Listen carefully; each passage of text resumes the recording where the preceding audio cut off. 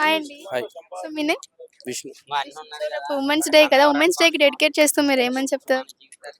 ఏం చెప్తాం అమ్మ, ఇటు అబ్బాయిలు లవ్ చేసి ఆ, చనిపోయిన వాళ్ళు అమ్మాయిలు ఉన్నారు, ఇటు అమ్మాయిలు లవ్ చేసి అబ్బాయిలు చనిపోయే వాళ్ళు ఉన్నారు. అంటే అమ్మాయిలు చనిపోయే వాళ్ళు ఉన్నారు, అబ్బాయిలు చనిపోయే వాళ్ళు ఎంతో మంది ఉన్నారు. సిన్సియర్ లవ్ అని అదని ఇదని, ఇంకా దాని గురించి మాట్లాడిగితే వేస్ట్, అది టైం అంటే వేస్ట్. ఉమెన్స్ డే అంటే చనిపోవడం ఒక్కటే ఉందా, లవ్ ఒకటే ఉందా? ఇప్పుడు అమ్మాయిలు అబ్బాయిలను చంపేసారు కొంతమంది, అబ్బాయిలు అమ్మాయిలను కొంతమంది చంపేసిన వాళ్ళు చాలా మంది ఉన్నారు.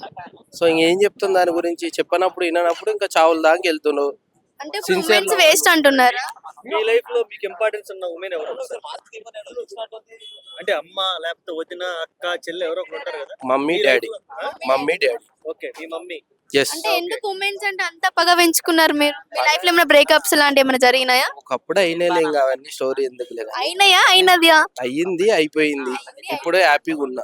మీ మమ్మీ గురించి ఏం చెప్పాలి? ఒక మాటలో కానీ లేదంటే ఒక డీటెయిల్ మనస్ఫూర్తిగా ఏం చెప్పాలంటే ఏం చెప్పాలి? మా దేవత. ఓకే, ఇంకా అంతేనా? మా హీరో, మా డాడీ హీరో. సో అమ్మ కోసం ఒకటే మాటలో దేవత అని చెప్తారు. ఎస్. ఓకే, అమ్మ నీకోసం చేసిన త్యాగం కానీ లేదంటే నీకోసం ఇష్టంగా చేసేవి కానీ ఏమైనా షేర్ చేసుకుంటారంట? అమ్మ నేను లేదు, నేను బయట పని చేసి వచ్చి అలసిపోయి పడుకున్నా, లేదంటే అమ్మ కాళ్ళతో ఇట్లాంటి చిన్న చిన్న ఇన్సిడెంట్స్ ఉంటాయి కదా. అవును. లేదు నువ్వు స్కూల్కి వెళ్ళకపోతే వెళ్ళరా నాన్న అని చెప్పడం, లేదా చాలా ఉంది. చాలా ఏదైనా ఒకటి రెండు చెప్పు. ఒకటి ఇష్టమైన మా అమ్మ నాకు వండి పెట్టడం కానీ, స్కూల్కి వెళ్ళడం అనేది కానీ, లేదంటే అలసిపోయి వచ్చిన బాధపడవు కానీ ఓదార్చడం కానీ. సో చాలా సంఘటనలు ఉన్నాయన్న, చాలా మంచిగా పెంచింది. సో అది ఓకే, అమ్మ కోసం నువ్వు ఏం చేయాలనుకుంటున్నావు ఫ్యూచర్? సంతోషంగా ఎక్స్పెక్టేషన్స్ ఉంటాయి కదా కనీసం. ఉంటాయి కానీ నేను ఆల్రెడీ చేసేసానన్న. మా అమ్మకి ఏదైతే చేయాలనుకున్నానో అది చేసేసిన. So happy. సో మీ మమ్మీ నీ విషయంలో ఎప్పుడైనా బాధపడ్డదా? ఒక్కసారి బాధపడ్డది, తర్వాత ఏం లేదు. ఇంకెప్పుడు బాధపడలే? లేదు, ఎందుకంటే దూరంగా ఉంటున్నావు, హైదరాబాద్ లో ఉంటున్నావు వాళ్ళు. సో చాలా బాధ అనిపించింది. సో అయినా హ్యాపీ, ఫోన్ లో మాట్లాడుతూ హ్యాపీ. ఓకే, మిస్ మిస్ అవుతుంటావా? మిస్ అవుతుంటావా?